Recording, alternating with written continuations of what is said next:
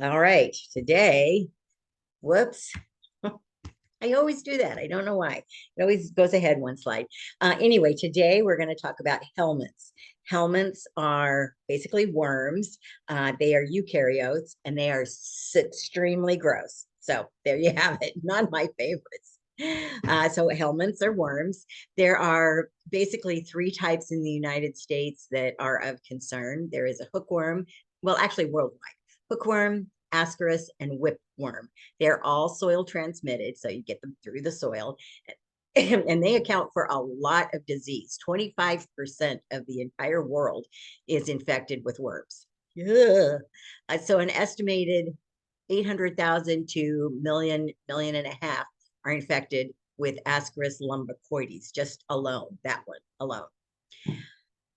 So let's take a look at Ascaris. Ascaris is the most common human helminthic infection. So 20 to 25% of the world's population, as I said, which does, that's almost a pandemic. I mean, it's just pretty much endemic in large numbers, basically. But up to 80% of those endemic areas, or, practically epidemic, are Africa, Asia, Central, and South America. Ascaris infestation is also commonly seen in the United States, particularly in the southeastern, so from Florida over to Texas. Transmission is by infectious eggs, and these are usually from humans or from pig species. So you can also get them from uncooked pig or not cooked enough chicken liver. Fecal contamination of water, food, environmental services, etc., can also be a source of infection. So if someone has ascaris and they don't wash their hands after using the bathroom, they could carry cysts on their hands and use a doorknob or a countertop or whatever, and then that can be transmitted this way. Also, if you're touching contaminated soil and you have your hands near your mouth or in your mouth or putting food into your mouth, then that can be a mode of transmission as well. And then it is fairly common, as I mentioned, in the southeastern United States. So if you eat fruits and vegetables grown there or grown in one of the more endemic countries without washing it, peeling, or cooking, then you can also ingest ascaris eggs, or ova. Ova is another word for eggs, by eating those things. Eggs can survive in extreme temperatures and humidity for years.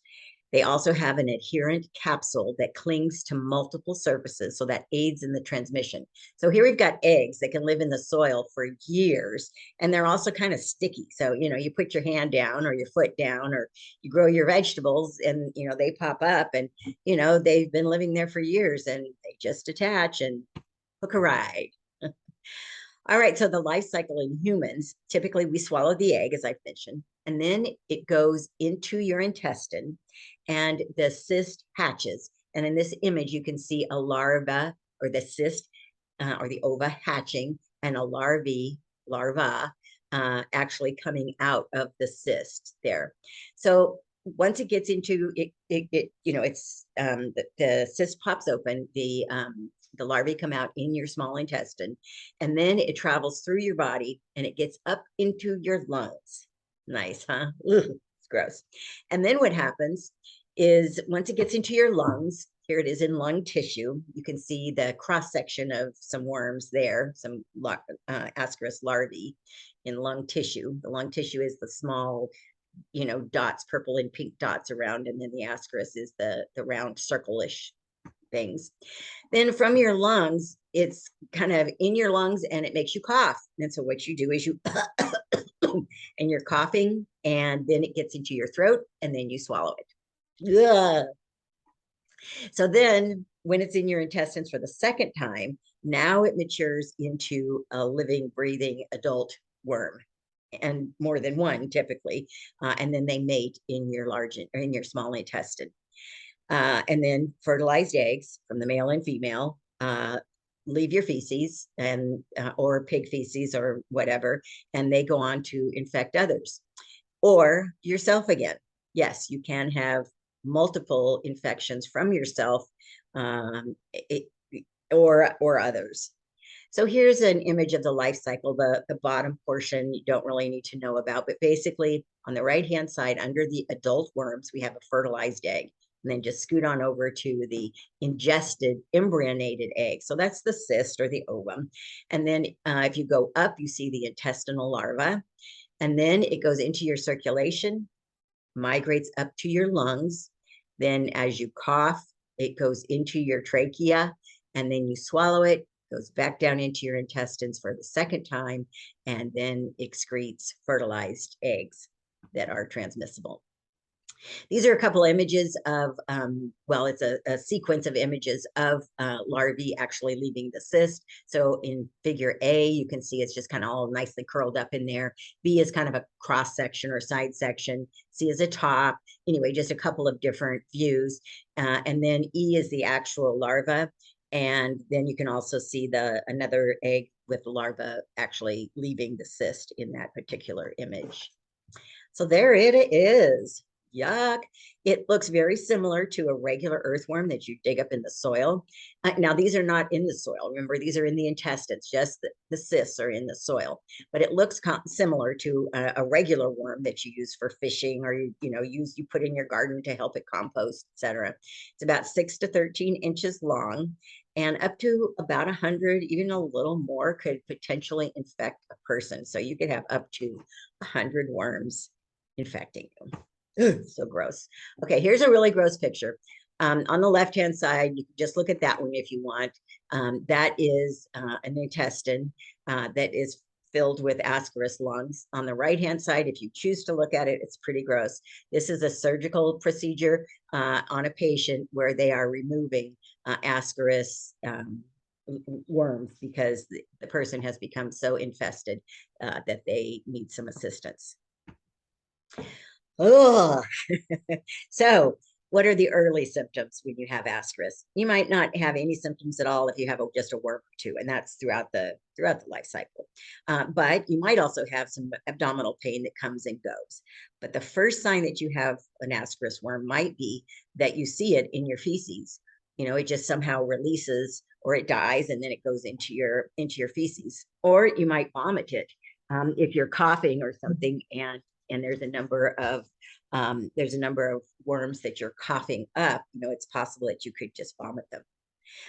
When those larvae are in your lungs, it's somewhat similar to pneumonia in that, not that you have usually bleeding or anything, or big fevers or anything like that, but you do have kind of some wheezing and cough and a low-grade fever typically. It's very challenging to diagnose, obviously, because those symptoms are very not really, point exactly to Ascaris infection. So wheezing and coughing could be cold, could be flu, could be asthma, could be, pneumonia, actual pneumonia. So, and it could just be, someone who's kind of got some allergies or whatever. So it is kind of challenging to diagnose unless you see eggs in the feces. So later stages, you get more worms and you get more severe symptoms. And so once several worms are in your intestine, you get intense abdominal symptoms, which include pain. You also have nausea, vomiting. You might have an extended belly from abdominal swelling. You might be restless, have trouble sleeping. And of course, if you have a lot of worms, you may be malnourished. And this is a particularly concerning problem in children in some of those infected areas who might have lots and lots of worms, and the worms are basically eating, the food that the child is eating. And then finally, you can have an intestinal blockage, which is likely what we saw in that surgery over there. And that can be life-threatening. You have so many worms that nothing's going through. And then that is a very severe circumstance. So diagnosis, as I mentioned, the mature females lay their eggs in your intestine to allow them to pass through your feces. And so the eggs then travel through the digestive system, and we can find them in stool. They don't usually appear in the stool until you've had the infection for quite a bit of time, usually at least a month. And then they are more visible. So you have to kind of have some pain and suffering before we can actually see them, unfortunately. This is a microscopic view of what the eggs look like when you're looking at them under a microscope.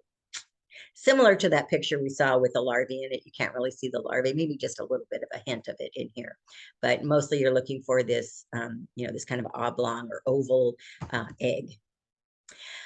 So other means of diagnosing it, well, you could have an x-ray and you might see a mass of worms visible in the x-ray of the abdomen or, in the intestine. And in some cases, if you have a chest x-ray, you might be able to see larvae in the lungs.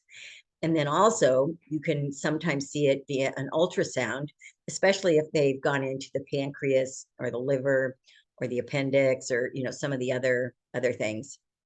And then CT scan and MRI, those are just other imaging techniques, but you can detect worms in some of the ducts of the liver or the pancreas. And this is an ultrasound, and here this is a gallbladder actually, but you can see there is a worm in there, and that's not nice, not what we want. So prevent it. Oh gosh, how do we prevent it? Well, anti-parasitic medications are the first line of treatment. This is actually more treatment, excuse me. Should say treatment. Anti-parasitic medications are the first line of treatment. And then surgery, as we saw just a little bit earlier, in case of, a really heavy infestation to prevent blockage or cure blockage of some of these GI organs. So here's the prevention. Sorry. Basically, you want to wash, peel, cook all raw vegetables and fruits before eating them, and especially if they're grown organically, which usually means that they're fertilized with, animal or human manure. So don't forget to wash those organics and all fruits and vegetables. I shouldn't just say organics.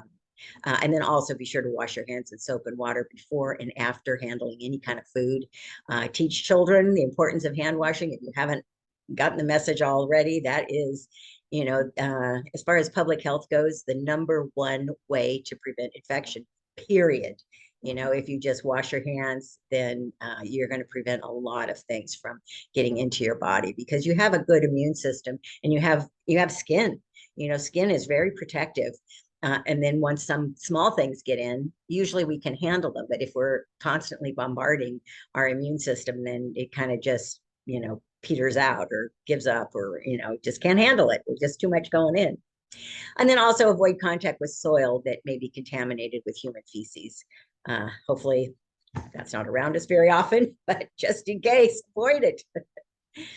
All right, we'll talk about two worms that are very similar. These are Necator americanus and Ankylostoma duodenale.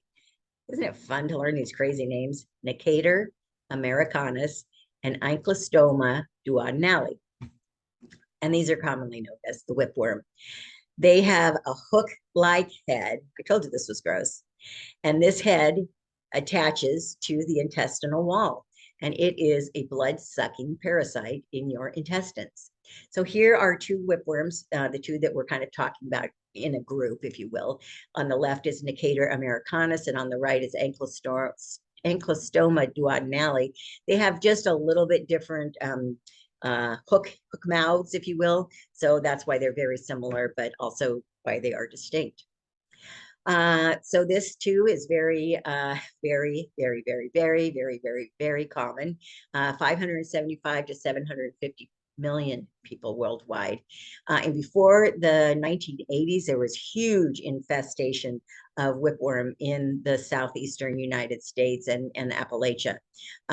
It's about 40%, 35 to 50% is kind of what the range is in different areas, but that's crazy.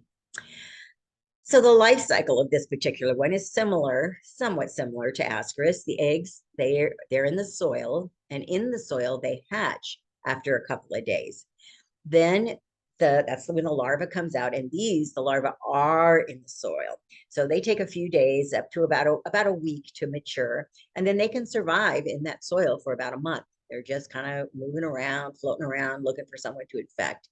And then when someone is near, they can enter through your skin. And then once they're in your skin, they travel and they move through your blood vessels to your heart and then to your lungs.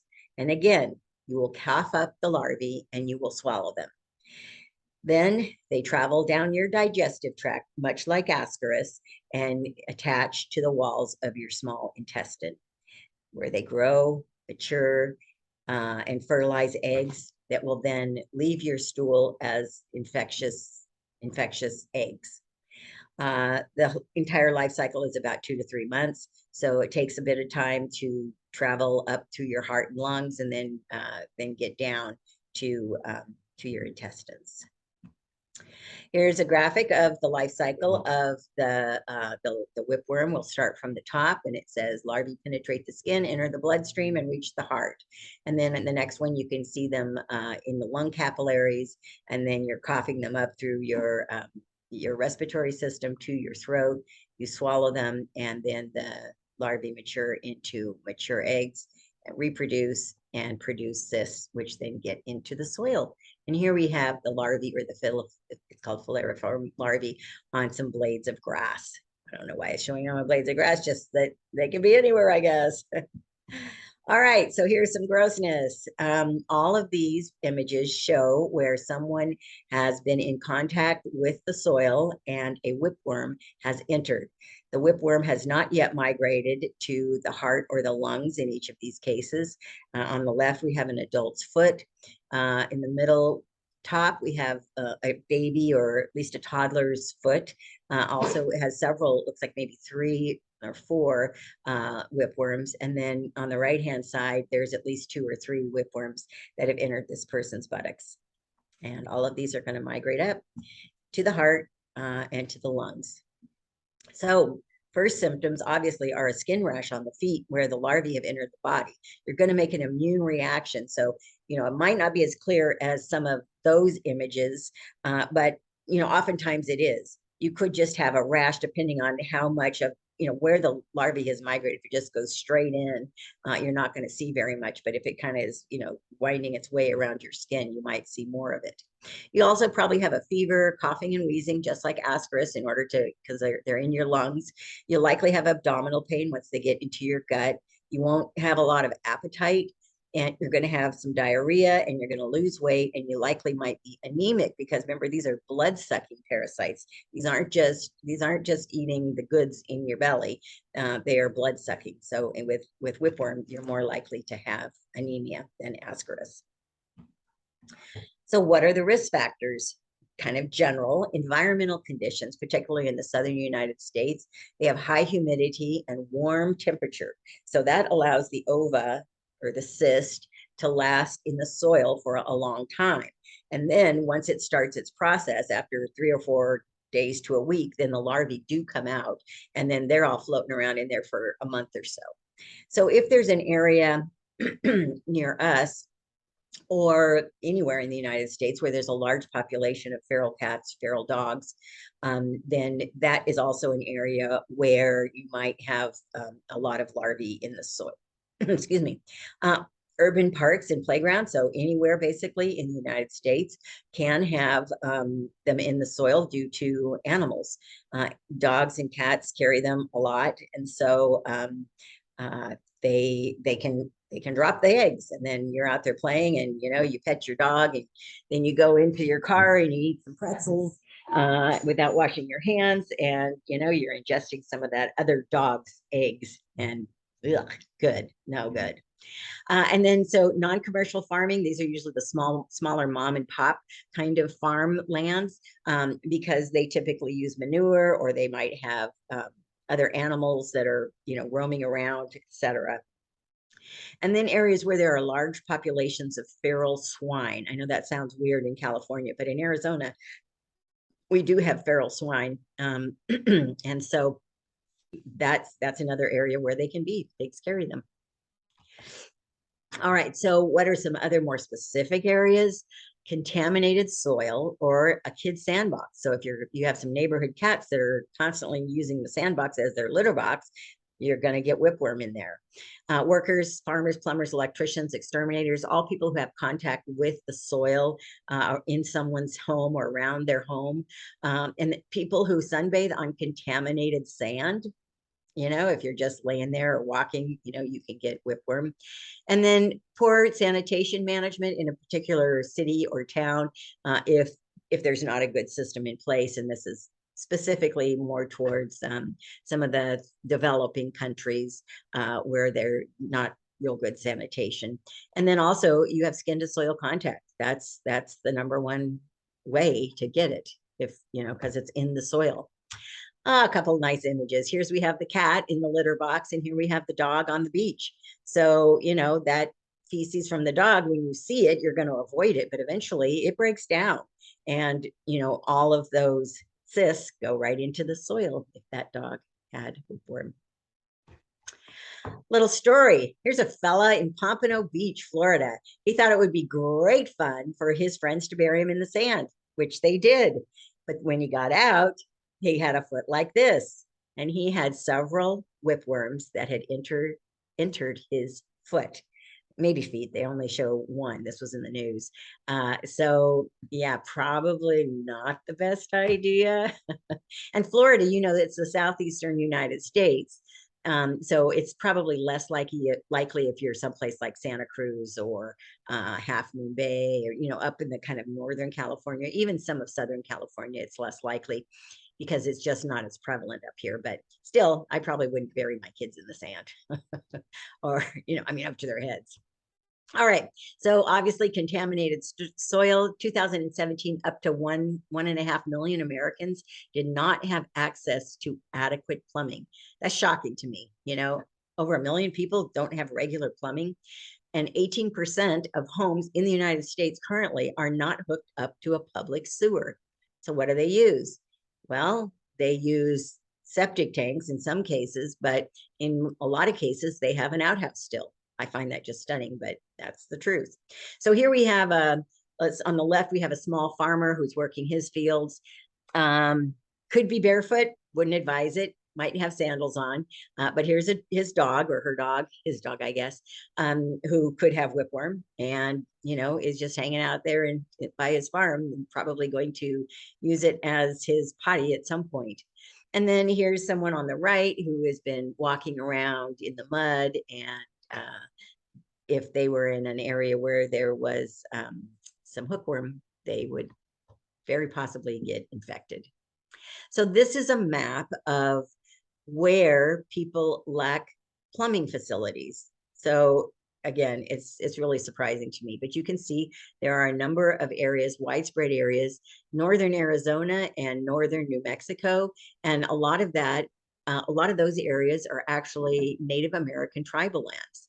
And why they don't have plumbing, I really don't know. I think it's just the governments in the towns' lack of commitment to those areas, which is just horrendous. But I don't know for sure. So, you know, don't go quoting me, but I kind of suspect that that's the case.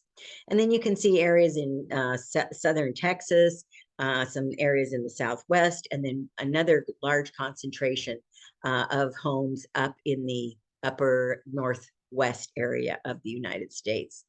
I don't know if that's because they're cabins or, you know, very rural. It's probably the most likely. So here's some examples of what some homes have for their plumbing, their toilet. So that's a toilet on the left. Yeah, they go sit on that toilet seat. And then here on the right, that's an outhouse, but you can see that there is fluid leaking out from there, getting into the soil. And, you know, who knows how far that spreads, or, you know, how deep it is in the soil. But anyway, amazing. So if you want to prevent whipworm, you should wear shoes outside and avoid skin contact with the soil. Remember to wash all your fruits, vegetables, or peel them, or boil them, whatever. And avoid skin contact with dog poop, obviously.